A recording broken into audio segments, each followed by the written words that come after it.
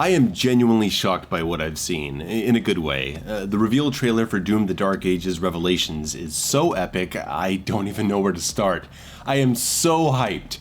And I gotta get this video out quick, so I'm not even gonna edit my audio. You're gonna hear all the background noises and mistakes and breathing and clearing of the throat, all that goodness. Let's see if I can get this in one take. I tend to prioritize gameplay here, so let's start there. The first thing new that we see is the spear, and this does not work like I thought it would.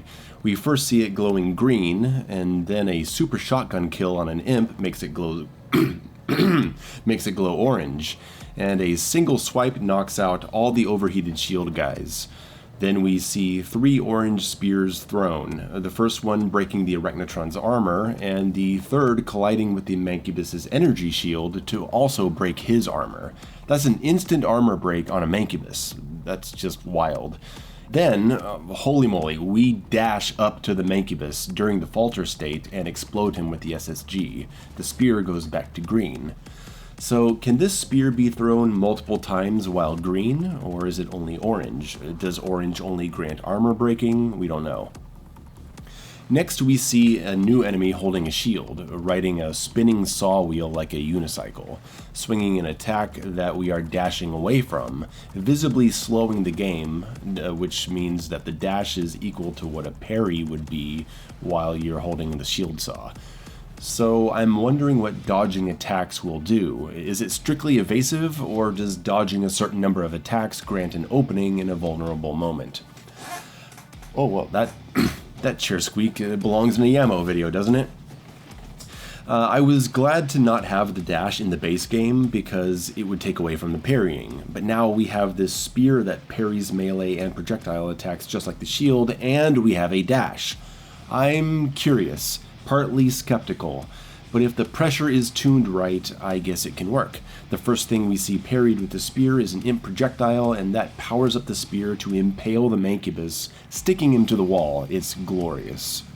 Another projectile parry against a pair of pinkies into a dash forward and charged spear thrust, looking like an insta-kill, but we don't get to see the aftermath. Next, there's an Arachnotron being speared, and he's definitely a concern to me. How are we supposed to deal with his turret if we can't block with the shield? Or do we always have access to the shield and the spear? I don't know. We'll have to see. And then the spear makes short work of the Cyber Demon. I mean, he's alive for like 2 seconds. We get a glory kill animation on him, which is awesome, and I'm willing to bet this isn't death. I think that's just his first execution moment, and there's more work to be done after that. But looking at it more closely in slow motion, he's not actually throwing the spear, he's spinning the spear in some kind of projectile reflect, so I guess this is the way that we deal with bullets. Instead of blocking them, we send them back, and that puts an enemy into a stun state. Then we get the most exciting moment of the trailer, the reveal of aerial combat in the Dark Ages. We parry a projectile with the shield, switch to the spear, and stick a Mancubus with it, showing a glowing chain that we use to swing ourselves up and over him, dismounting in the air with a second jump, shield bashing down into a stunned Pinky leader, followed by impaling a Varigay and swinging around him like a Doom Eternal meat hook. I can't believe it. I am so goddamn excited. I'm gonna open this candy bar. This is a Reese's Nutrageous bar, which is my favorite. It's crunchy because I left it in the fridge for a while. Sorry. I'll finish this first. Okay. Now you see why I edit my videos.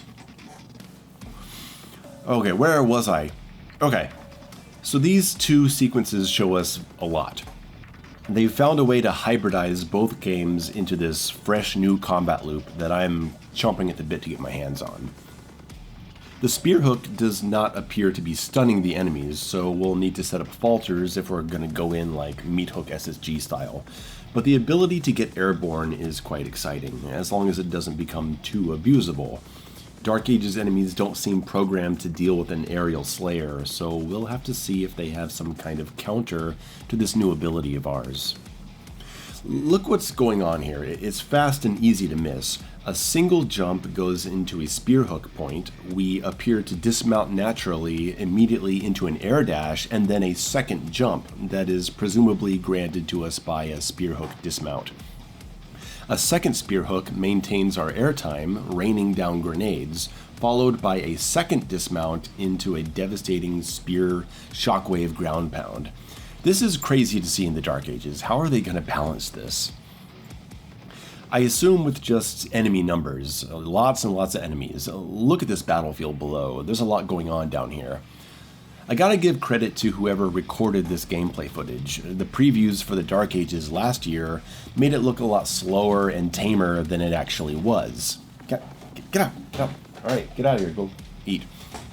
Sorry, my cat was sitting on my lap the whole time. I usually have to have the cat sitting here with me or else he'll cry. The footage that they recorded for the Dark Ages last year, it made the game look a lot slower and tamer than it actually is. And this time they aren't making that mistake again. The gameplay here looks awesome. Speaking of enemies, we have some returning classics. The Pain Elemental and Archvile are teased early in the trailer. The Pain Elemental looks like he's a Cosmic Realm variation, so I'm assuming he has some new behaviors.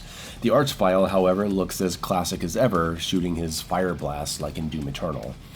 We only see them in brief glimpses, not much else to say.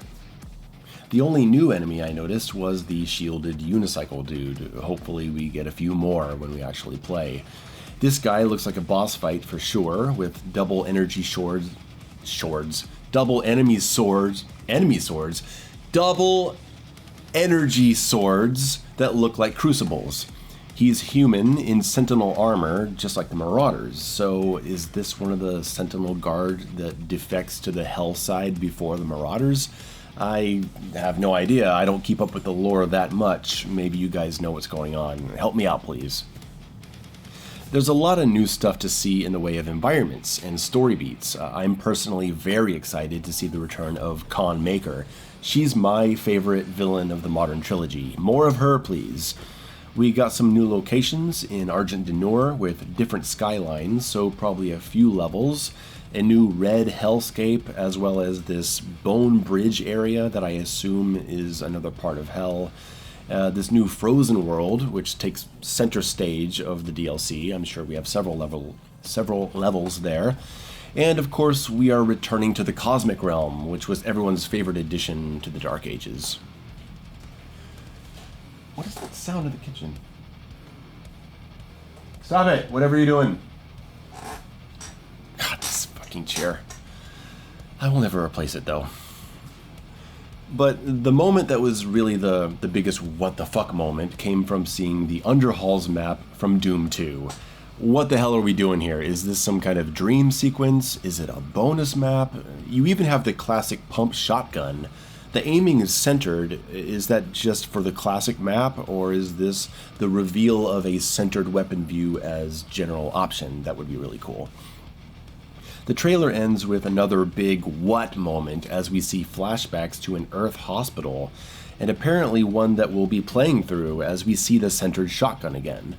We hear someone yell, "Taggart, get back!" So they're pulling in the Doom novels from the 90s, which gave the Doom guy the name Flynn Taggart.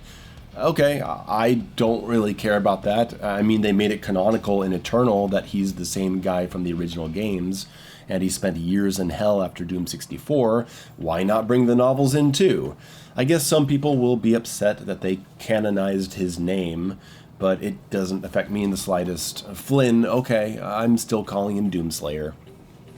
Interestingly, we do not see any mech or dragon sections. I guess the dragon's dead at this point, but there's no mech. For me, that's good news. I think for a lot of people, that's good news. I mean, the mech certainly has its fans. If you like mech sections and you're disappointed to not see any mech stuff, I'm sorry. But, yeah. Just 1 month away. I think I'll get it early like I did the base game, but I only got it like 10 days early. Enough to report some issues and get a review ready if I let it consume my entire life. If that happens, you can depend on a big video from me when the game comes out, but of course you should play it first and develop your own opinions before you watch anyone's review. You should do that with any game you play. Alright, see you soon. Sorry for the unedited version. This was a giant mistake. I'm never doing it again.